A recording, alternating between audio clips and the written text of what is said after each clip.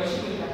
कोणी गव्हर्नमेंट सेक्टरमध्ये करेल, कोणी प्रायव्हेट सेक्टरमध्ये करेल, कोचिंग क्लासेस हे सुद्धा काही सिलेक्ट करेल. तुम्ही काही जे काही एखादी वस्तू जी आहे तुम्ही विकत आहे ते सेल्स रिलेटेड देतात. आणि सर गुड्स अँड सर्व्हिसेस दोन प्रकार तुम्हाला माहिती आहे कॉमर्सच्या विद्यार्थ्यांना.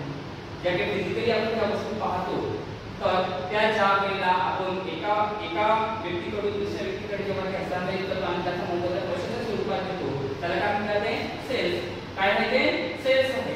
आणि काही जे सेवा आहे, सेवा कशाचा अदृश्य असतात. सेवांमध्ये वेगवेगळ्या प्रकारचे प्रकार आपल्याला पाहायला मिळतील. तर ते सुद्धा आपण जेव्हा लोकांना देतोय त्या आणि त्याचा मोबदला आपण पैशाच्या स्वरूपात देतो त्याला काय म्हणतात आहे सेल्स म्हटलं जाणार आहे.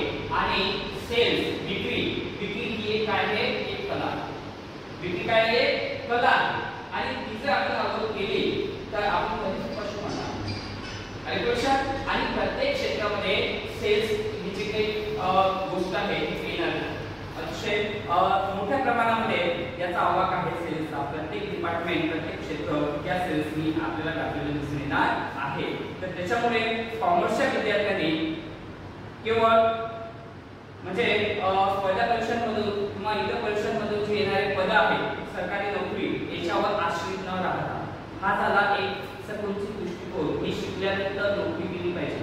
नोकरीचे ड्रॉबॅक सुद्धा आपल्याला माहिती आहे. आणि लक्षात त्याचे ड्रॉबॅक शोधायचे, बेनिफिट शोधायचे आणि ड्रॉबॅक शोधायचे. त्याच्यानंतर मग आपण जर स्वतंत्र एखादा व्यवसाय केला तर त्याचे बेनिफिट शोधायचे, त्याचे ड्रॉबॅक शोधायचे. तर तुम्हाला जास्तीत जास्त जर तुम्ही स्वतःचा व्यवसाय उद्योग इंडस्ट्री जर आपण ओपन केली आणि लक्षात तर आपण 1000 लोकांना त्यापेक्षा जास्त लोकांना काय करू शकतो रोजगार करून देऊ शकतो आणि आपल्याला स्वतंत्रता मिळते.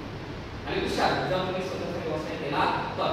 आणि कॉमर्सच्या विद्यार्थ्यांनी तर मुलीच नोकरी करू नये असं माझं सांगणं असतं. मी दर्शनाची तुम्ही सांगतो सुद्धा. आणि लक्षात पण आजकाल काय झालं आजूबाजूला वातावरण तयार झालेलं आहे की आजकाल गव्हर्नमेंट नोकरी हा जो विषय आलेला आहे. आणि लक्षात तर त्यांनी काय केलं की विद्यार्थ्यांना मोहरी टाकलेली आहे, उघड टाकलेली आहे. आणि त्यामुळे आपले कॉमर्सचे विद्यार्थी सुद्धा काय होत की नोकरीकडे म्हणजे जातात. पण कॉमर्सच्या विद्यार्थ्यांनी बिलकुल नोकरीकडे न जाता आपण स्वतःचा व्यवसाय कसा तयार करू शकतो. जे अमराठी लोक आहेत त्याच्याकडून व्यवसाय करून शिका. आणि लक्षात मराठी माणूस हा उद्योगात मागे आहे.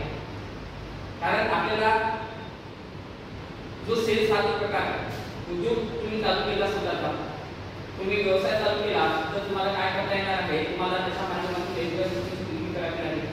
आणि तुम्हाला त्याचं मॅनेजमेंट व्यवस्थापन व्यवस्थित करावं लागेल. तर ह्याच्या गोष्टी आहेत. तुम्ही जे अमराठी लोक आहेत हिंदी साईडच्या गोष्टी आहेत तुम्ही मार्केट आहे यांनी खाऊन टाकले. आपले मराठी लोकांचे शॉप्स आहेत हे खूप कमी आपल्याला बघायला मिळतात. त्याच्यामुळे जे काही सेल्स असोसिएटेड जे आहे सेल्स रिलेटेड जे काही गोष्टी आहेत त्या आपण कॉमर्सच्या विद्यार्थ्यांनी शिकल्या पाहिजे, त्या अवगत केल्या पाहिजे. जर कॉमर्सच्या विद्यार्थ्यांनी सेल्स हा जो प्रकार जर तुम्ही शिकले तर तुम्ही तुमच्या आयुष्यात खूप जास्त पुढे जाणार.